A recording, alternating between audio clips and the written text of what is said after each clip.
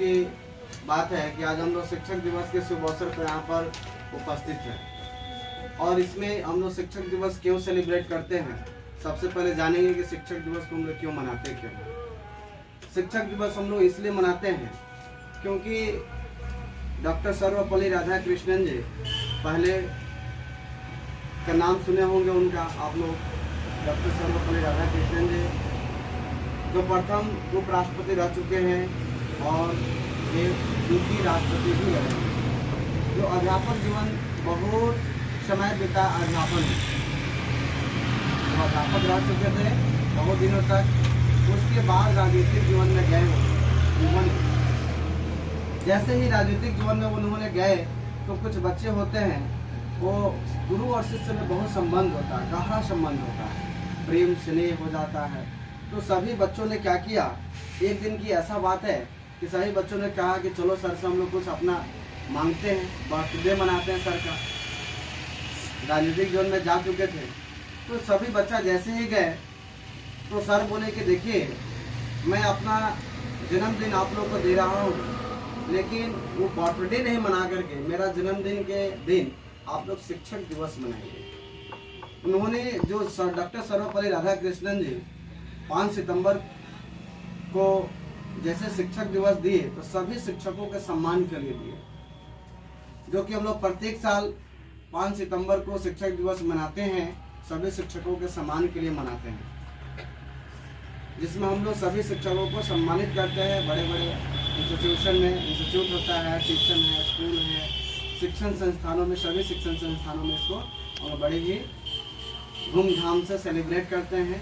Programme होता है बहुत जगह, अच्छे अच्छे प्रोग्राम किया जाता है, बच्चे नाटक दिखाते हैं, शिक्षक के ऊपर बहुत सारे व्यंग करते हैं और बच्चों अपना अपना एक एक नाटक दिखाते हैं, शिक्षा के ऊपर दिखाते हैं।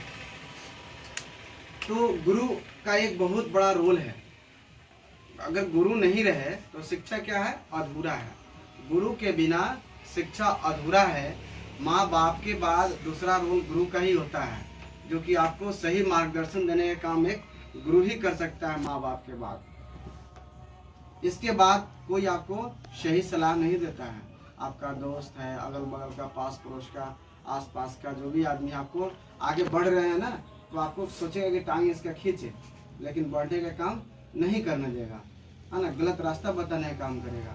लेकिन एक माँ बाप आपको है हमेशा सही रास्ता दिखाएगा और एक गुरु ही ऐसा आदमी है जो कि आपको सही रास्ता दिखाएगा। गुरु कभी भी गलत करने के लिए आपको नहीं कहता है, जैसे करो वैसे करो, है ना। तो देखिए सबसे पहला हम लोग थोड़ा सा सर्वपल्ली राधाकृष्णन पर फोकस डालेंगे कि सर्वपल्ली राधाकृष्णन जी जो थे, जिनका जन्म 5 सितंबर 1888 ईस्वी को तमिलनाडु शहर में, जो कि एक तिरुवनंतपुरम गांव में हुआ था, जो साधारण परिवार में, ब्राह्मण परिवार में उनका जन्म हुआ था, जो शुरू से ही बहुत ही प्रतिभाशाली व्यक्ति थे, पढ़ने में बहुत ही तेज आदमी थे। उन्होंने जिस विद्यालय से पढ़ा उसी विद्यालय के प्रधान अध्यापक बनने के पोस्टिंग लिया। उसके बाद प्रधान शिक्षक से लेकर के ऑक्सफोर्ड यूनिवर्सिटी का उन्होंने प्रोफेसर बने, जो फिलॉसफी से उन्होंने दर्शन शास्त्र से पढ़ाते थे, वहाँ पर दर्शन शास्त्र के प्रोफेसर थे। और धीरे धीरे उन्होंने राष्ट्रपति का पद ग्रहण किया आगे चल करके, और उन्होंने साहित्य में भी काम किया, बहुत सारे 4-5 पुस्तक भी लिखे हुए साहित्य में, है ना, लेखक का भी काम उन्होंने किया है। तो हम लोग देखेंगे कि शिक्षक का अर्थ क्या होता है, उसके बाद हम लोग देखेंगे कि शिक्षक का अर्थ क्या होता है, शिक्षक होता क्या है।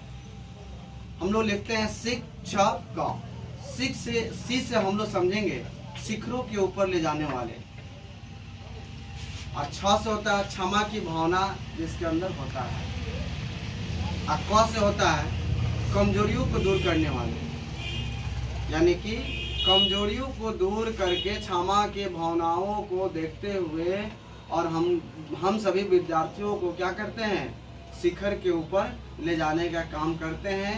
उनको हम लोग क्या बोलते हैं बच्चों, शिक्षक बोलते हैं। उनको क्या बोलते हैं हम लोग, शिक्षक बोलते हैं। शिक्षक कभी भी आपको गलती करते हैं तो आपको कठिन से कठिन, आपको कठोर सजा नहीं देते हैं, वो क्षमा करने की कोशिश करते हैं, समझा बुझा करके सॉर्ट आउट कर देते हैं, है ना। तो उसको हम लोग शिक्षक बोलते हैं। समझ गए? इतना ही कहकर अपने वाणी को विराम देता हूँ। जय हिंद, जय भारत। ताली बजाइए आप।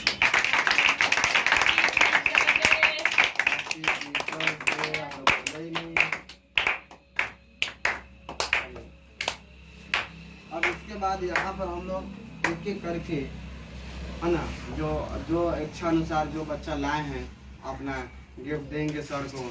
यहाँ पर पिक लीजिएगा, है ना।